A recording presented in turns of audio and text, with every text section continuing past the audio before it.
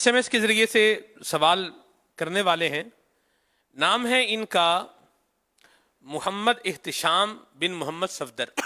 تعلق ہے ان کا مرکز اولیاء لاہور سے. پوچھ یہ رہے ہیں کہ خود اعتمادی اور خوش فہمی میں فرق کیسے کیا جائے گا؟ رشتہ نازک ہے دونوں کا. خوش فہمی تو یہ ہوتی ہے کہ وہ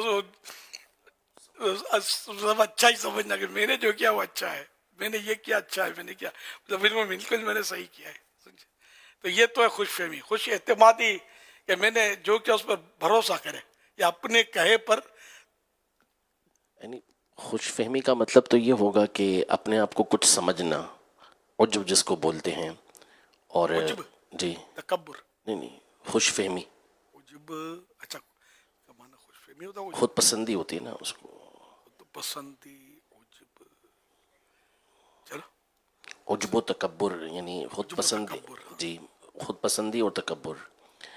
تو یہ خود پسندی یعنی یا خوش فہمی کا مطلب وہی جو آپ بیان کر رہے ہیں کہ ہر چیز میں یہ سمجھنا کہ یہ صحیح کر رہا ہوں, یا اپنے آپ کو سمجھنا کہ میں صحیح ہوں.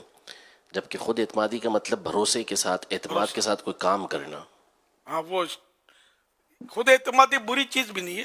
بارہا مطلب ایسا ہوتا ہے کہ میں خود رائے مناسب نہیں ہوتی کہ بعض اوقات اپنی رائے کوئی بندہ سب کچھ سمجھتا کہ میں نے کہہ دیا نا, میں آگے نہیں بولنا, میں نے بول دیا خلاص, کہ میں نے جو رائے دی بس وہی حرف آخر ہے. تو یہ نہیں ہونا چاہیے, یہ غلط طریقہ ہے.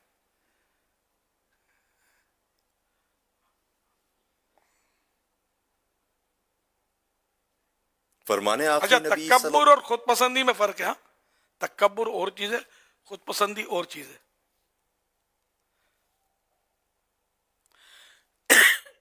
تکبر یہ ہوتا ہے کہ آپ اپنے سے دوسرے کو حقیر جانے, گھٹیا جانے, اپنے کو بڑھیا جانے. اور خود پسندی یہ ہوتی ہے کہ یہ میرا کارنامہ ہے, میں نے کیا, میں نے کیا, مطلب میں نے کیا. اور اس پر اللہ کی طرف توجہ نہ رہے کہ اللہ نے کیا, اللہ نے چاہا تو میں نے کیا, اور اللہ تعالی جب چاہے گا یہ لے لے گا. اس طرح توجہ نہ ہو. جیسے کہ اب میری آواز اچھی ہو بالفرض, تو میں خود پسندی میں پڑ جاؤں, میری آواز اچھی. اب میرا کارنامہ تھوڑی ہے یار, یہ تو اللہ نے دی ہے, اللہ جب چاہے لے سکتا ہے. تو یہ کہ اپنا کارنامہ سمجھنا, اپنے آپ. خود پسندی تو بہت خراب چیز ہے, 70 سال کے اعمال کو برباد کرتی ہے ایک روایت کے مطابق. یہ بھی لوگوں میں دیکھی جاتی ہے بعض اوقات, اپنے آپ کو بہت کچھ سمجھ رہے ہوتے بیچارے, پر نادانی.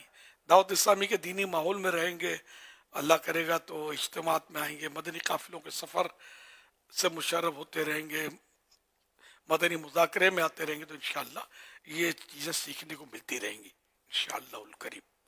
صلو علی الحبیب صلی اللہ علیہ وسلم.